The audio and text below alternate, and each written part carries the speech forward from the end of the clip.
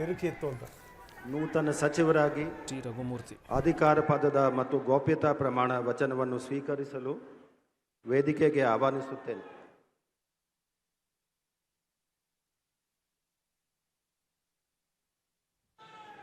ನಾನು ತಿಪ್ಪಯ್ಯ ರಘುಮೂರ್ತಿ ಎಂಬ ಹೆಸರಿನ ನಾನು ಕಾನೂನಿನ ಮೂಲಕ ಸ್ಥಾಪಿತವಾದ ಭಾರತದ ಸಂವಿಧಾನದ ವಿಷಯದಲ್ಲಿ ನಿಜವಾದ ಶ್ರದ್ಧೆ ಮತ್ತು ನಿಷ್ಠೆಯನ್ನು ಹೊಂದಿರುತ್ತೇನೆಂದು ನಾನು ಭಾರತದ ಸಾರ್ವಭೌಮತ್ವವನ್ನು ಮತ್ತು ಅಖಂಡತೆಯನ್ನು ಎತ್ತಿ ಹಿಡಿಯುತ್ತೇನೆಂದು ಮತ್ತು ಕರ್ನಾಟಕ ರಾಜ್ಯದ ಮಂತ್ರಿಯಾಗಿ ನನ್ನ ಕರ್ತವ್ಯಗಳನ್ನು ಶ್ರದ್ಧಾಪೂರ್ವಕವಾಗಿ ಮತ್ತು ಅಂತಃಕರಣಪೂರ್ವಕವಾಗಿ ನಿರ್ವಹಿಸುತ್ತೇನೆಂದು ಭಯ ಅಥವಾ ಪಕ್ಷಪಾತವಿಲ್ಲದೆ ರಾಗದ್ವೇಷವಿಲ್ಲದೆ ಎಲ್ಲ ಬಗೆಯ ಜನರಿಗೆ ಸಂವಿಧಾನಕ್ಕೆ ಮತ್ತು ಕಾನೂನಿಗೆ ಅನುಸಾರವಾಗಿ ನ್ಯಾಯವಾದುದನ್ನೇ ಮಾಡುತ್ತೇನೆಂದು ದೇವರ ಹೆಸರಿನಲ್ಲಿ ಪ್ರಮಾಣ ಮಾಡುತ್ತೇನೆ. ಶ್ರದ್ಧಾಪೂರ್ವಕವಾಗಿ ಪ್ರತಿಜ್ಞೆ ಮಾಡುತ್ತೇನೆ.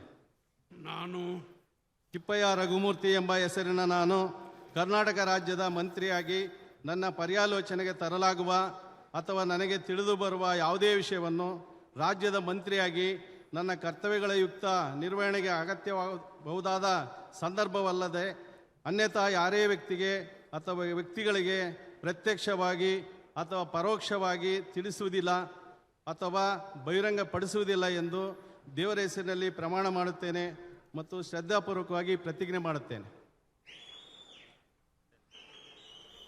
ರಘುಮೂರ್ತಿ ಚಳ್ಳಕೆರೆಯ ಶಾಸಕರು, ಚಿತ್ರದುರ್ಗ ಜಿಲ್ಲೆ ಚಳ್ಳಕೆರೆ ಎಸ್ ಟಿ ಮೀಸಲು ಕ್ಷೇತ್ರ ಇದು, ಅಲ್ಲಿನ ಶಾಸಕರು. ಸತತ 3ನೇ ಬಾರಿ ಆಯ್ಕೆಯಾಗಿದ್ದಾರೆ ರಘುಮೂರ್ತಿ ಕೂಡ ಸಾಕಷ್ಟು ಎಫರ್ಟ್ ಹಾಕಿದ್ರು ಮಂತ್ರಿ ಆಗಲಿಕ್ಕೆ.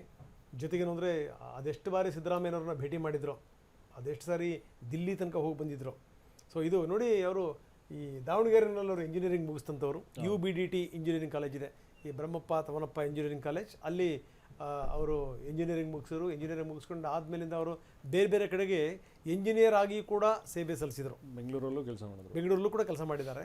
ಸೊ ಅಂಥವ್ರು ಕೊನೆಗೆ ಈ ರಾಜಕೀಯದ ಹುಚ್ಚು ಅವ್ರನ್ನ ಆವರಿಸಿತ್ತು. ಹೀಗಾಗಿ ಏನಂದರೆ ಅವರು ರಾಜೀನಾಮೆ ಕೊಟ್ಟು ಕೆಲಸಕ್ಕೆ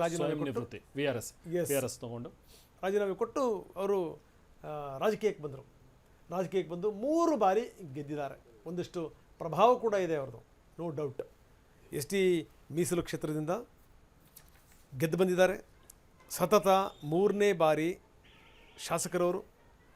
ಸೊ ಅಂಥ ರಘುಮೂರ್ತಿಯವರಿಗೆ ಈಗ ಮಂತ್ರಿ ಪಟ್ಟ ಒಲಿದು ಬಂದಿದೆ. ಈ ಯಾರ್ಯಾರು ಹೊಸಬರಿಗೆ ಸಿಕ್ಕಿದೆಯಲ್ಲ ರೆಹಮಾನ್, ಅವರೆಲ್ಲರಿಗೂ ಕೂಡ ಕೆಲಸ ಮಾಡಲಿಕ್ಕೆ ಅದ್ಭುತವಾದ ಅವಕಾಶ. ನಿಜ. ಯಾಕಂದರೆ ಮೊದಲ ಬಾರಿ ಗೆದ್ದಿರೋದು ಈ ಬಸವಂತಪ್ಪ